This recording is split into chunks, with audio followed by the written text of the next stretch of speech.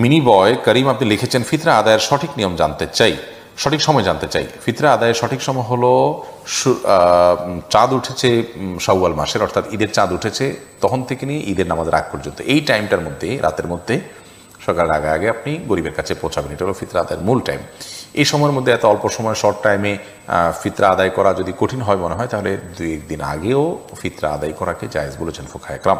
তবে কোন অবস্থাতেই ঈদের নামাজের পরে আদায় করলে সেটি জায়েজ হবে না, যেহেতু হাদিসে সুস্পষ্টভাবে ব্যাপারে বক্তব্য রয়েছেন। নবী সাল্লাল্লাহু আলাইহি ওয়াসাল্লাম বলেছেন, ফামান আদ্দাহা ক্বাবলা আল সালাহ, যে ব্যক্তি ঈদের নামাজের আগে ফিতরা আদায় করলো, ফাহিয়া মাকবুলাহ, তাহলে সেটি ফিতরা হিসাবে আল্লাহর কাছে গ্রহণযোগ্য হবে ইনশাআল্লাহ।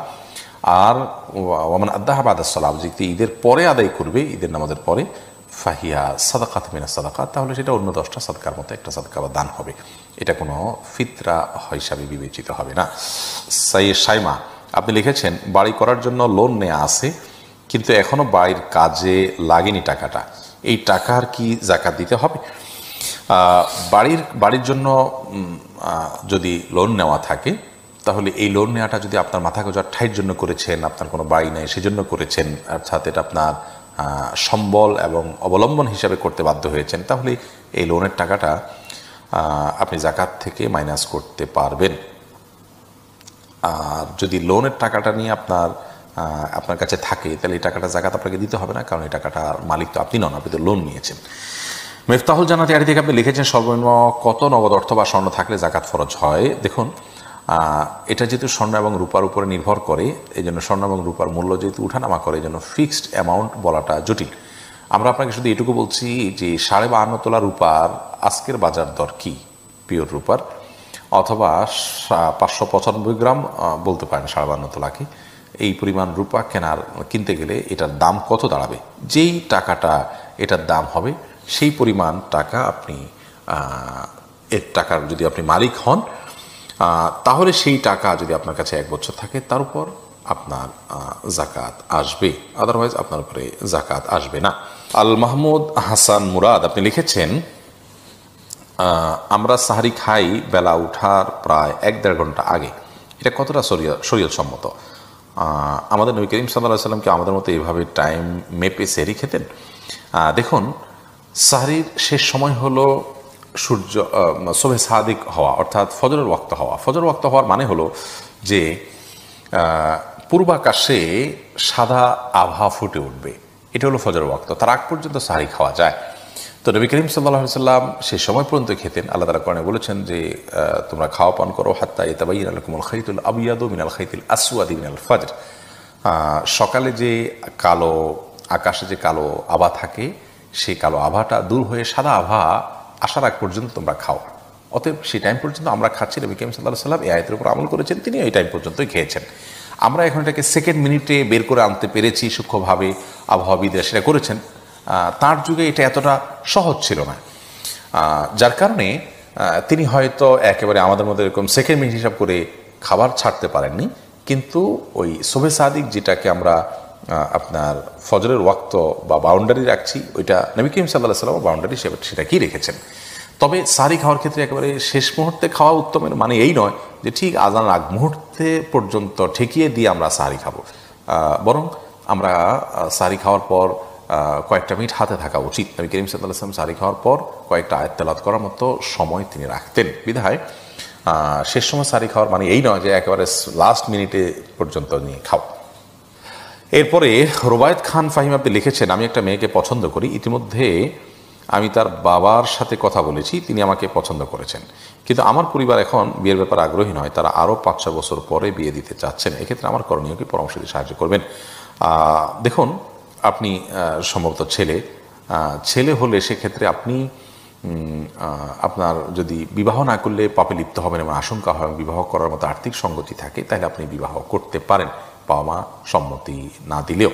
বিশেষ করে যদি তারা আপনাকে অযৌক্তিক কারণে বাধা দেন, তাহলে সেক্ষেত্রে আপনি বিয়ে করতে পারেন, যদিও অভিভাবককে সাথে নিয়ে তাদের সম্মতিতে তাদের মাধ্যমে বিবাহ সংগঠন করাটাই হলো ইসলামের মৌলিক নির্দেশ, এবং সেটাতেই প্রভূত কল্যাণ আছে, সেই চেষ্টাতে আমাদের থাকা উচিত। কোনো কারণে সেটি করতে গেলে আমি পাপে লিপ্ত হয়ে যাব, বা তারা অযৌক্তিক কারণে বাধা দিচ্ছেন, বা তারা বুঝছেন না, অনেক সময় এরকম হয়, বা তারা জাগতিক কারণে বাধা দিচ্ছেন, আপনি দিনকে প্রাধান্য দিচ্ছেন, এসব কারণে আপনি ছেলে হলে আপনি বিয়ের উদ্যোগ নিতে পারেন। আর যদি 5-6 বছর অপেক্ষা করার যৌক্তিক গ্রাউন্ড থাকে, কারণ থাকে, আপনার উপার্জন না থাকে ইত্যাদি, তাহলে এই মেয়ে থেকে আপনি দূরে সরে যাবেন, তার সাথে সম্পর্ক ছিন্ন করে ফেলবেন, তাকে ভোলার চেষ্টা করবেন। মানুষ চেষ্টা করলে ভুলতে পারে না, এটা কোনোদিনই আপনার হয় না, অবশ্যই ভুলতে পারে। মানুষ এই জাতীয় বিষয়গুলোকে মনে করে অসম্ভব, আসলে এগুলো অসম্ভব না, দরকার হলো সদিচ্ছা এবং সঠিক আপনার পদক্ষেপ। দাদি নানি আইডি থেকে আপনি লিখেছেন, জাকাতের টাকা দিয়ে কোনো এতিম বিধবার ঘর করে দেয়া যাবে কিনা। জাকাতের টাকা দিয়ে ইয়াতিম অথবা কোনো বিধবাকে আপনি ঘর করে দিতে পারেন যদি তারা জাকাতের হকদার হয়। এতিম হলেই যে জাকাতের হকদার হবে এমনটি কিন্তু আবশ্যক নয়, বিধবা হলেই যে জাকাতের হকদার হবে এমনটি কিন্তু আবশ্যক নয়। একজন ভদ্র মহিলা, তার স্বামী মারা গেছেন, তিনি বিধবা হয়েছেন, কিন্তু তার এত সম্পদ আছে যেটা দিয়ে তিনি চলতে পারেন, তাহলে সেক্ষেত্রে তিনি যে জাকাতের হকদার নন। এতিমের ক্ষেত্রে একই কথা প্রযোজ্য। যাই হোক, তো এতিম বা বিধবা যদি জাকাতের হকদার হয়, তাদের যে সম্পদ আছে বা উপার্জন হয় তা দিয়ে তাদের সংসার চলতে কষ্ট হয়, এরকম যদি হয়, তাহলে সেক্ষেত্রে আপনি তাদেরকে জাকাতের টাকা দিতে পারেন। জাকাতের টাকা না দিয়ে তাদের ঘরের নিড থাকে, যে তাদের নিরাপদে থাকার মতো কোনো ঘর নেই, সে প্রয়োজন থাকে এবং টাকা দিলে তারা হয়তো নষ্ট করে ফেলবে, আপনি তত্ত্বাবধান করে তাদের হয়ে ঘর নির্মাণ করে দিলে জাকাতের টাকা দিয়ে এটা জায়েজ হল। তানজিরুল আমিন আপনি লিখেছেন, কোনো হিন্দু ব্যক্তি ইফতারের দাওয়াত দিলে তার বাসায় গিয়ে ইফতার করা যাবে কিনা। যদি হালাল কোনো খাবার দেন ইফতারে কোনো হিন্দু, আপনি সেটা গ্রহণ করতে পারেন। মোহাম্মদ মামুনুল ইসলাম আপনি লিখেছেন, নামাজ পড়ে কিন্তু বাবা মাকে দেখাশোনা করে না, সে কি তার নামাজের ফজিলত পাবে। নামাজ পড়ে, নামাজের দায় থেকে সে মুক্ত হলো, কিন্তু বাবা মাকে দেখাশোনা না করার কারণে আল্লাহর কাছে সে অপরাধী হিসাবে বিবেচিত হবে এবং গুনাহগার হবে, এবং এর ফলশ্রুতিতে কিয়ামতের ময়দানে তাকে জবাবদিহিতার মুখোমুখি হতে হবে। সেই কারণে একজন ইমানদার, একজন মুসলমান, তিনি শুধুমাত্র আল্লাহর হক আদায় করলেই হবে না, তিনি বান্দার হক আদায় করতে হবে। বান্দার হকের ভিতরে সবচেয়ে বড় হক হলো আমাদের উপরে আমাদের বাবা মায়ের হক। নবী করিম সাল্লাল্লাহু আলাইহি ওয়াসাল্লাম হকের পরেই তাদের হক সবচেয়ে বেশি।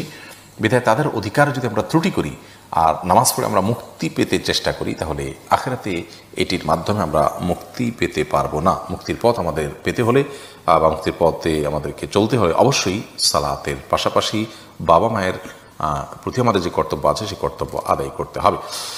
এরপরে আব্দুল্লাহ আল নোমান আপনি লিখেছেন, 2 বছর যাবৎ অনেক মানসিক কষ্টে ছিলাম। এই সময় আমি আমার পরিবারের লোকজনকে অনেক দোষারোপ করেছি, ফলে পরিবারের লোকজনের অনেক ক্ষতি হয়েছে। বিশেষত আমার ছোট ভাইয়ের পড়াশোনার নিজেকে খুব অপরাধী লাগছে, কি করতে পারি।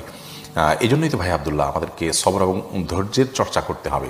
সিয়াম রাখছি আমরা রমাদান মাসে, এই রমাদান আমাদেরকে সিয়াম সবরের কথা বলে যাচ্ছে, কারণ আমরা খাদ্য এবং পানীয় গ্রহণ করার সুযোগ আমাদের হাতে আছে, আবার প্রয়োজনও আছে, ক্ষুধা এবং তৃষ্ণাও আছে, তারপর আমরা সেটা গ্রহণ করছি না। এর মাধ্যমে আমরা যে শিক্ষা নিচ্ছি তা হলো অনেক কিছু আমাদের করার সুযোগ আছে, কোথাও আমি একটা সত্য কথা বলতে পারি, হয়তো বলার মতো পরিবেশও তৈরি হয়েছে, তারপর আমি বললাম না, এটাই হলো সবর। এটার বিনিময়ে আল্লাহ তাআলা মানুষকে জান্নাত দেবেন। বিধায়